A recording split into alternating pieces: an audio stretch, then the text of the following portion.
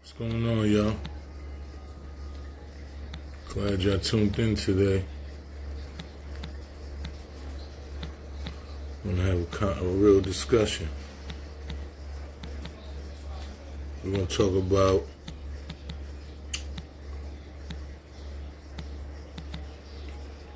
Dapper Breakfast Club interview. I've been getting a lot of tweets, a lot of hits on Instagram. People asking me to discuss. A lot of people have a lot of different views about it. First, let me say, I think that what Dapper Dan has meant for this culture is it's unexplainable. I think he's been a fashion icon for about 50 plus years. I think understanding how these major brands copied what he's done and appropriated what he's done, taken what he's done, to be able to see him right now being able to capitalize off of years of hard work after they stole from him in itself is just, I applaud that man. I think it's way overdue. But with that said, watching his interview, though it was so enlightening about history in Harlem, about his plight in Harlem, how he educated himself, how he utilized the education to be one step ahead of people, how even when things went bad for him, he figured out. He said he was going to read himself out of his problems. It was an inspirational. Just listening to him, and we've had conversations, and that's pretty much what this is going to be about. So listening to that interview, so enlightening. A lot of things he said about why we black people are drawn to these brands and why we feel like we need to, and Envy and Charlamagne's comment, Envy's comment saying, because we saw the drug dealers with these cars that nobody had, so we wanted to have what nobody else had. We wanted to be exclusive. We wanted to be the ones that said, I got it and you don't have it. That was a mentality that was brought up in us. But what I want to say to me was the issue with what he said in that interview. And it was a very, very big issue that we have as black people, is that I understand the system, coming from prison, coming into this political world, being an activist and having to sit down with city officials and having to sit down with officials that I don't really want to deal with, and understanding that there has to be an inside-out game. I'm in the streets putting pressure so that the inside can have power.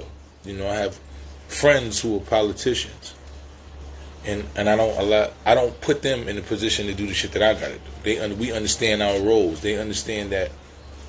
I understand that they can't say the things that I say because they're bounded by different rules. But I'm able to say whatever it is that I want to say and say the facts.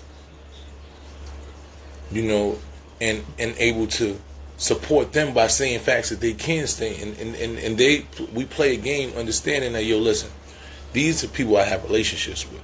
They have the streets. They're not going to stop pushing. I have the ability to calm them down maybe, but they're not going to stop pushing until they get the shit that they deserve. The basic human rights and the justice that they're fighting for, you need to give it to them. They're not going to say it the way I say it, but they're going to understand that it needs to be said, and we're going to continue to put pressure from the streets. With that said, bringing you back to Dapper Dan's comments, and he said, you got to be the inside, you got to understand the intricate learning. So when the Gucci situation happened, people wanted him to move away, and no, that's not what you do. You got to stay in. You got to be around. You got to see how this thing works. You got to see what's happening. You got to be inside to be able to figure out how to move. And I'm all for that. But the problem with what he said, there was two problems. The problem with what he said was that black people, we don't have the ability to start our own company. You know, we can have the money, but we don't have the ability. And that, for me, is just, that's a defeated mentality. It's a slave mentality. No disrespect, but it's a mentality that we believe, look, the white people already know what they're doing. We need to be a part of them to be able to do what we do. People are scared to start from scratch. People are scared to start from a space to where you build your own brand. They scared. So what happens is you attach your brand to something else that now you need that brand to be successful. Instead of doing what that brand once did, was start from scratch and build it up, and started with one store and built up 2 stores to create their own franchise. That mentality for me is dangerous. And I'm not mad because he's an older individual, so he's been through his struggle. And I realize that about a lot of our older leaders, fighters. Sometimes they get to a place where the fight is different for them. They're not going to be out there doing that. They're not going to be out there arguing. They're not going to be out there beefing. They're not going to sacrifice their livelihood. They're not going to sacrifice their freedom. So they just figure out a way to peacefully coexist without ruffling anything. So what happens in that's what happened with this Gucci situation. What happened with Dapper Dan was, like he said, they called him and he wanted to see if he was serious. At that point, I got a call from Dapper Dan through a mutual friend that I don't want to name because I don't know if they want to be named, through a mutual friend who put us on a call, and he told me he wanted me to be at this meeting because our mutual friend had explained to him, what it is that I do in the community, my ties to the streets, my ties to politics, my understanding of what's going on here. And how now Gucci had committed a civil rights violation. It was a civil rights violation. It wasn't just, you put blackface. What they did was defamed a whole culture of people. And when you defame a culture of people, and it's just like anything, if you walk inside Kentucky Fried Chicken and they put something in your food that it shouldn't be in there, you sue them and they have to pay you for their wrongdoing. They have to pay you. They don't have to pay everybody that walks into the restaurant after that. Yeah, they have to make sure that moving forward that doesn't happen to anyone else that comes into the restaurant. But they immediately have to pay the people who were wronged. So when I sat down with Dapper Dan, I sat down, we got on his phone, which was about an hour and something long phone call. He said, I'm going to have you at this meeting. I want you to sit down at the meeting and explain, because I understood the violation. I understood the level of the violation that Gucci had committed. And when the meeting came, Dapper Dan never called me for the meeting. I reached out to him twice prior to the date he said the meeting was. Never called me to the meeting. Next thing I know, I seen him post about the meeting. Now, I'm not mad that I'm not at the meeting. I'm a little disappointed that somebody said that I would be somewhere. That they didn't even notify me and say, well, things have changed. We're not going to have you at the meeting. That right there in itself made me question the integrity of the individual that I was dealing with. Secondly, when I looked at the agreement that was agreed upon, there was nothing that directly benefited the people who were wronged. There was nothing that benefited black people. If you read that whole thing, there's nothing that says this will be done for black people. That's what my issue was to go in there for. When I wanted to go into the room, the people who were supposed to go in the room, we were going in there to say, this is what's happened to black people. This is how you are going to compensate black people. We had a list of demands that we needed to impact black people directly. We needed black leadership. We needed y'all to open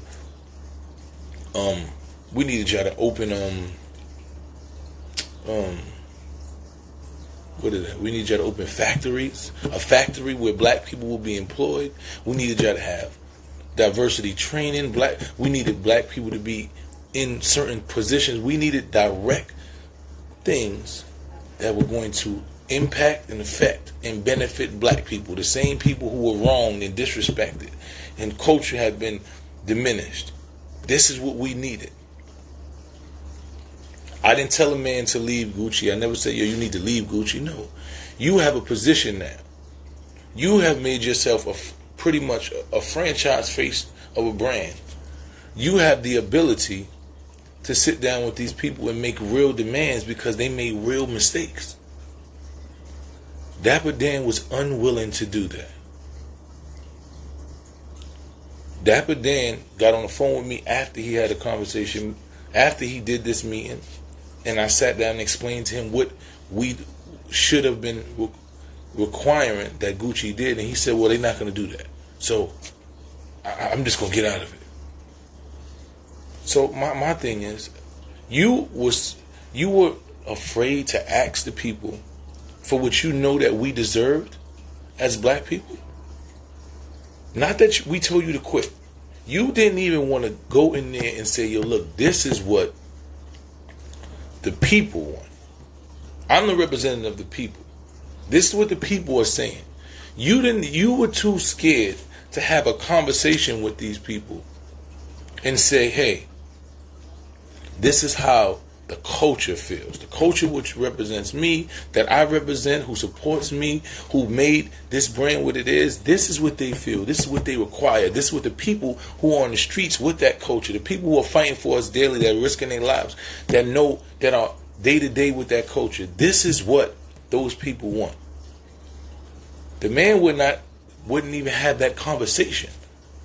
Not only didn't he invite us to the meeting, after he said we were supposed to go to the meeting, he wouldn't even bring that conversation back to the table. Now, there were some people who were at the meeting that I respect, some people that, I could care less about. But at the end of the day, he was scared to stand up on behalf of what black people deserved, and he settled for a diversity plan. Do you understand what I'm saying? So, it's not, if you inside a move, if you inside a system, and you not making the change necessary, if you're not dismantling, if you just in there and you just keeping a spot because you want to know how to do this and you want to just make money, then are you it really a representative for the black people? Because anybody can get it. If you just get into a movement, into a place, and you get into an organization, and you're not making significant change, if you just peacefully coexisting, trying to figure out how I'm going to get in here and make me some more money and sell to the world, that shit is cool. But if you're not making significant change, if you're not bringing people in directly with you, and every time something is wrong, you're holding them accountable, then you're not really doing anything for our culture. You're doing something for yourself. The man is a legend. I do not want to diminish what it is that he means to this culture, but I need him to understand his own power. When Charlamagne kept saying, why can't you have a big enough face right now? Why can't you break off and start your own brand? And the thought of that is scary. The thought of that is scary. Gucci doesn't owe you something. Gucci, if you're a black man, Gucci owes you something. Gucci is guilty of a civil rights violation.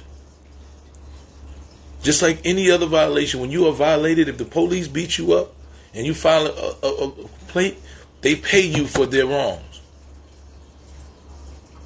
Gucci did some bullshit. They put out some 10-year plan, talking about some $5 million. If you read over the shit, it's no clear-cut anything that they have to do for black people. Nothing. There's no clear-cut shit that they got to do anyway. It was a Band-Aid on a bullet wound.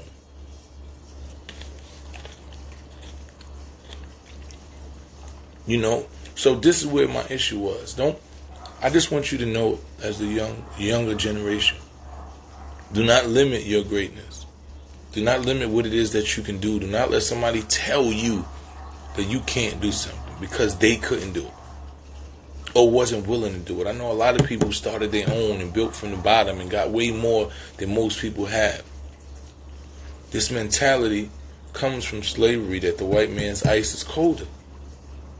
You know, we like Charlamagne said, we will look at our own product that's made by us and won't buy it, but buy something that's made by them with their name on it because it got their name on it. How did we get programmed to believe that their name meant more than ours?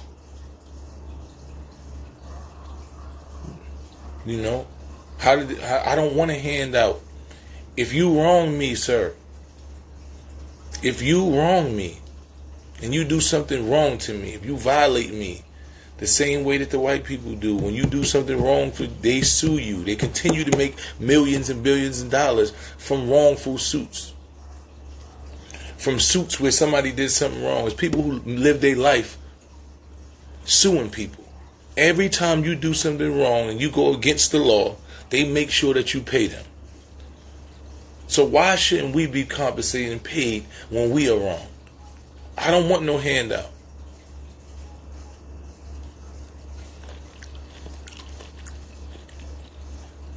Never wanted a handout because I'm not going to stop doing what I'm doing anyway. So while I'm making sure you pay me for your wrong, I'm still already building my shit. So whatever you give me, because you owe it to me, because you wronged me, and I suffered damages based on your wrongdoing, I'm going to add that to the shit I'm doing by myself, on my own, from the ground, from the bottom. See, people don't understand that.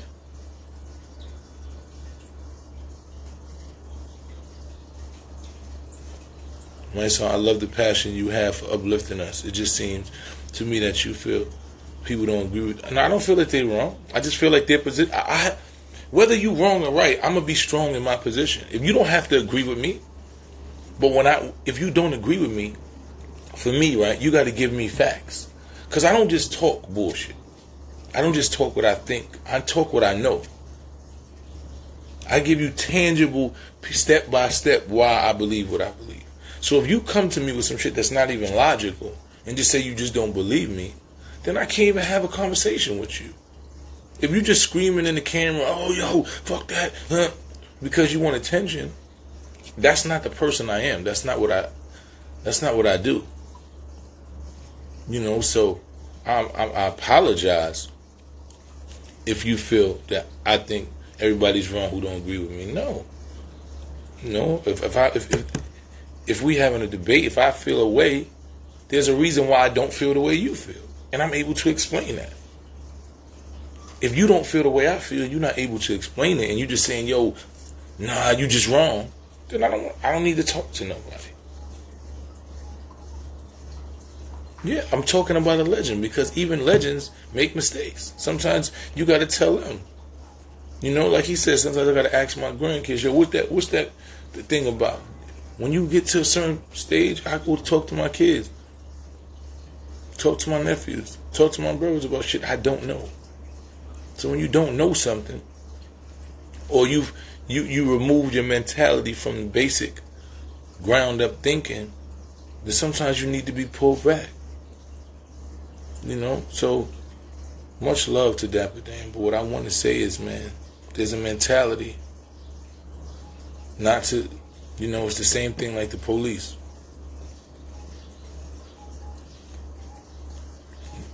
People scared to stand up for their rights, to say anything.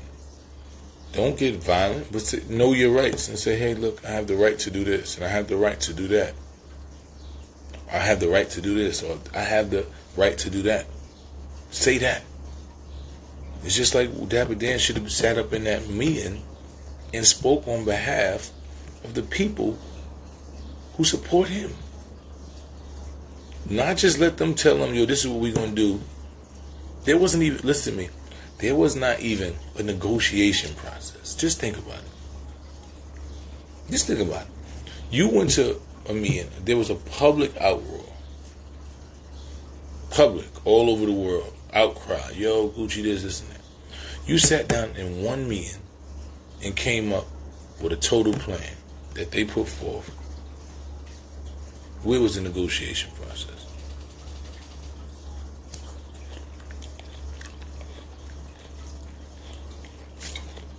When did you come back to the streets and say, hey, this is what they want, what do y'all think?